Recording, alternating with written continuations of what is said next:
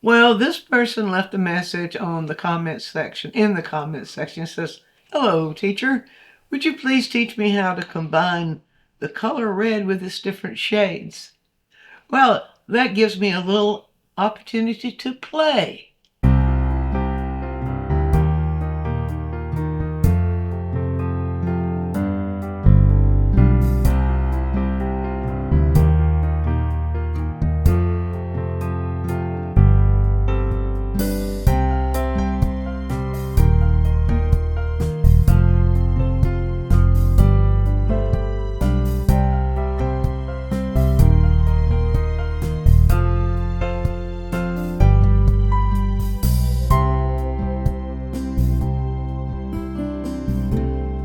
Well, the best way to learn about any color is to give it a good workout. Play with it. Painters don't play enough. They take everything too seriously. But when you're in that playful mode with your materials, you can learn an awful lot and have fun doing it. So I'm going to go through a little bit of an exercise here to show you a fun way to play with the color red. Now, all that you do with it will be determined by the colors you have available. And of course, the reds on my palette, so that's what I'm going to be working with. I showed you how to play with. The reds on my palette are three. Really, we could call them three reds. This one is cadmium red light, and on the color wheel, it lives right here. Now, if we learn to play and let the color wheel guide us, we can learn even more.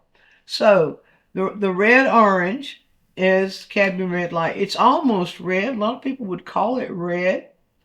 So I'm going to just start my play with a little bit of a stroke of cadmium red light there.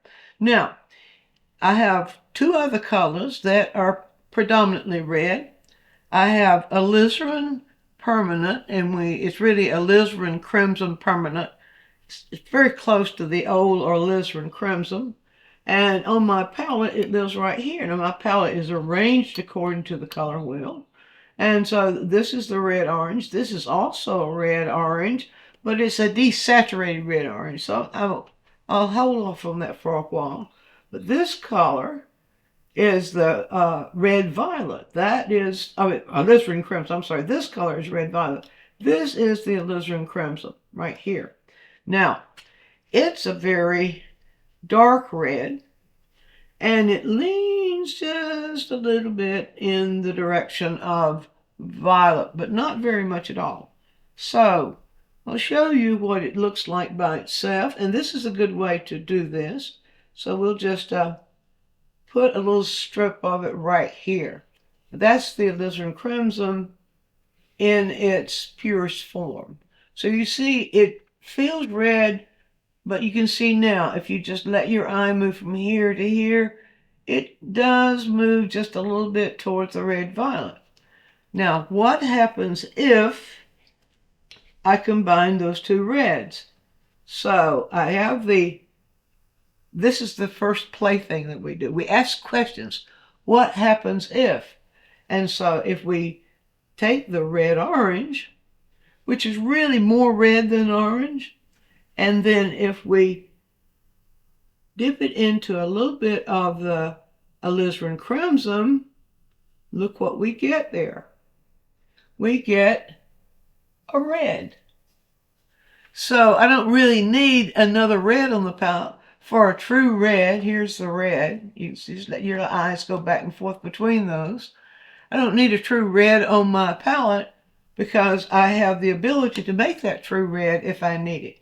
So now I have the two reds that come out of the tube, which is the red orange and the red, I would call it slightly red violet, but not quite. But then I also have on my palette a red violet.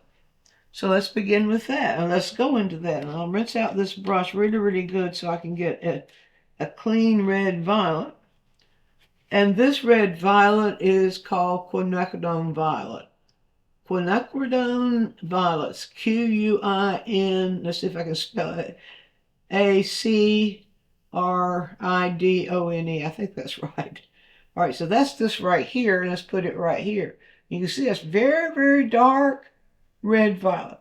Now, It also has it's really, really strong color, which means it has a strong tinted strength. So now I've got 4 reds here. And let's next take this, add the red violet into the red orange and see what we get. Now, stop right here just a moment. Look at the color wheel. Look what's happening here. Red violet has blue in it. Red violet is a mixture of violet and red.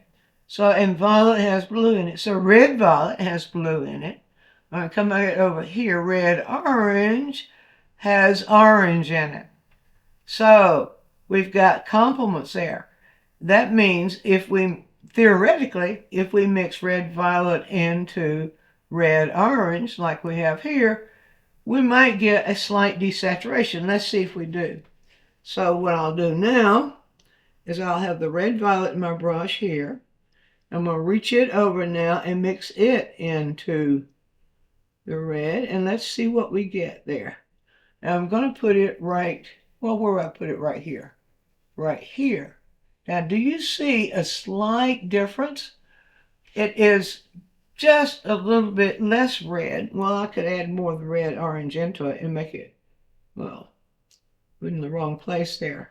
Let's try that again. Right here. All right, let's do that again, right there. Now, let's add a little bit more of the red orange into that. And let's see right here. So look at that. We've got some very subtle variations of red going on there already. Now, we have some other directions we can go in, but I'm just going to take you just a little ways into this experiment. But you can play with the color of red. You can play with adding colors to it all the way around the wheel. I'm going to jump the gun just a little bit and go across the wheel and show you some ways of playing with this red. And so we can choose now which way we want to go with it. I think maybe what I'd like to do is keep it right there in that range of where I've added either the red violet to it or the alizarin crimson. Either one of those is going to make it more red. And I've got this more red right here. Let's go over go across the color wheel and see what happens if. Now this sort of thing, you can learn more from it about what your colors will do if you just take it increment and explore, asking the question, what if? And keep it clean. You make yourself those little charts where you are seeing all these possibilities. So I'm going to go directly across the wheel over here. And that red-orange right there, complement of red-orange is blue-green right there. And the complement of red is green. Now, I have blue-green. I have a nice blue-green. This is a blue-green that is made by Rembrandt. Now, you got to be real careful about this kind of color because this color has the same name with different colors. It is called Viridian, but the original Viridian from years and years and years ago was a very, very different Viridian than Rembrandt's Viridian. So just grabbing a Viridian made by anybody doesn't guarantee that you're going to get this same blue-green. That Rembrandt Viridian is where you're going to get that blue-green. So let's start first of all with that blue-green. And let's go back into this red-orange.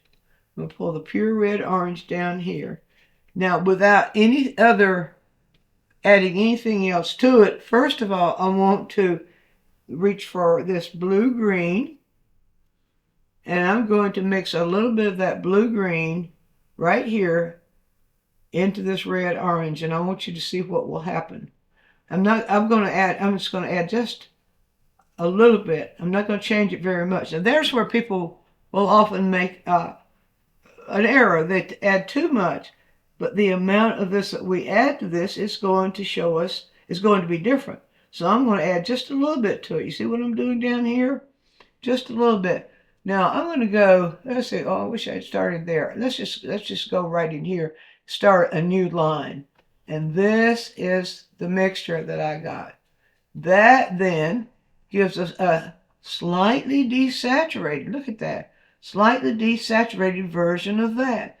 And can you tell it's a little darker than this is? Now let's add just a little bit more of that blue-green Viridian made by Rembrandt only. And let's add just a little bit more of that blue-green into there and see what we get. And we can see right here, look at that.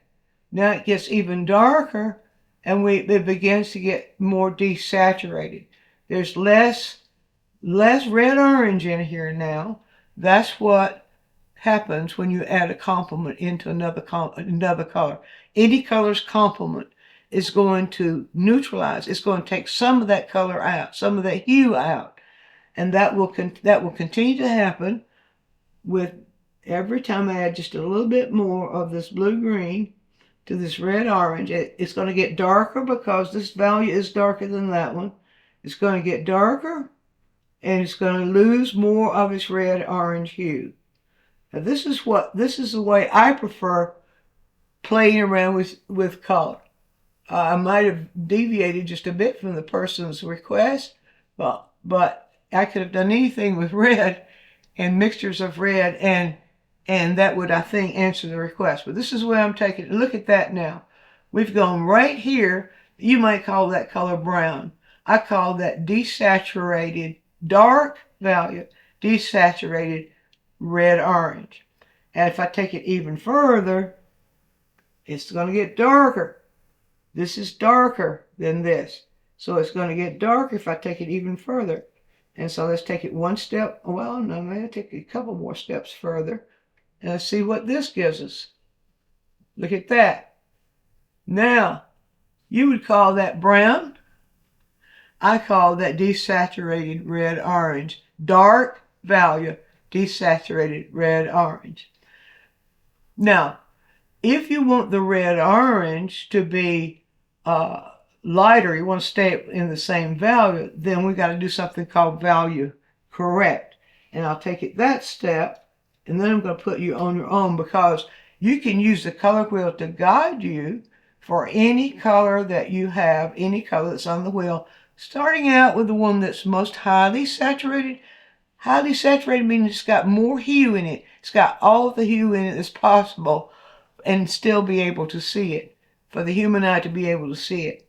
So you can start out with any one of those and go with its complement. Find its complement on the traditional color wheel, not on one of these others, because those other color wheels, some others don't have them aligned this way. But the traditional wheel will always have them aligned so that the complements are directly across from each other. And therefore we can use it as a guide to help us to mix color. All right, so what you'll need to do, though, if you want that desaturated red-orange, if you want that to stay lighter as you move, then the best way to do that in oil or in acrylic is to value correct it. So we value correct it by adding enough white to it to get it the same value. I might have overshot there. I think I did. Yep. So now it's lighter than that. So let's add a little bit more of that Viridian, Rembrandt Viridian to it. Now the old-fashioned Viridian looks very much like this, straight out of the tube. And then I've seen Viridians vary from manufacturer to manufacturer. So that probably could take just a little bit more of that Viridian in there. I might not have put enough out to, here we go. Yeah, there we go. Now, to my eye, these two are very close in value. This is the other thing that's very important. When you're playing with color and you're trying to learn what color does with color, keep the brush rinsed in between. Rinse the brush thoroughly and then dry it thoroughly. If you don't dry it thoroughly, you're going to get watered down color. It's not going to be true to what color does to color. All right, so now I'm going to go back up in here and catch some more of that red-orange. Put it right here. Pull a little bit more of this green into it. And you'll see that this is the value, the raised value. This is the I call those value adjusted. So this would be what we would get. Well, I got the wrong one. Just put it in there again. It just went here. I think that one belongs right in here. Value adjusted. Okay, here we go. Now, what happens? There we go. This is the lighter version. And if you still want it lighter than that, of course, what you would do, value corrected is what I call it. If you still want it lighter than that, then you raise the value even more of your complement. And that's something that when people are working with complements, they often don't realize that if you don't want it to get darker, if you're working with lighter color and you don't want it to get darker, then the value correction is important. So get more of that red orange into this now, and let's go right here. There we go. You see now it gets lighter as well as desaturated, and then we get that version of it right here. And let's just put that right there. We go. There we go. So now you can see you can with the color red, you can start exploring how red mixes with other reds, and then how any red on your palette would mix with other reds, and then you start with your complement and see how that mixes with its complement at various values by adding white to the complement. You can move to other colors. You can move to blue. You'll be surprised at what, this is ultramarine blue. It's the darkest blue that stays closest to the true blue on the color wheel. And so you can do the same kind of experiment with blue. You do the same kind of experiment with yellow-green. You can go right over in here and find the complement of your color, or a color that is on either side or analogous to the complement. There's all kinds of exploring that you can do and discover with just one color potential that you have when you start really mixing that color, using questions. What will happen if I add this into that? It's a fun activity. You'll have more fun. It'll be supper time before you know it.